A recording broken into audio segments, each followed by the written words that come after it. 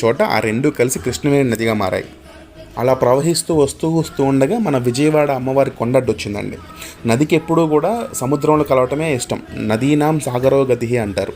అలాంటిది కొండ అడ్డు రావడంతో ఆ ప్రవాహం బాగా గట్టిగా వచ్చి అమ్మవారి కొండను ఢీకొట్టింది. అలా ఢీకొట్టినప్పుడు ఆ ప్రవాహం యొక్క ఒక అల వెళ్ళి అమ్మవారి ముక్కు పుడకను తాకింది.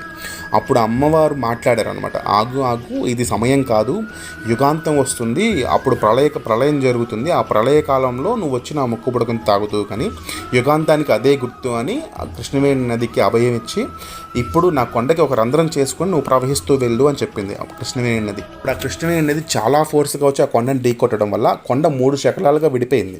అందులో ఒకటి ఇంద్రకీలాద్రి, ఇప్పుడు మనం చూస్తున్న విజయవాడ అమ్మవారి కొండ, 2 పక్కనే ఉన్న మంగళగిరి, పానకాల నరసింహస్వామి ఉన్నారు కదా, మంగళగిరి కొండ, మూడో శకలం తేలుతూ వెళ్తుంది, అందుకని దాన్ని తేలుకొండ అన్నారు. అది మన యనమల కుదురు పక్కనే ఇంకోటి యనమల కుదురు అని ఉంది, అక్కడ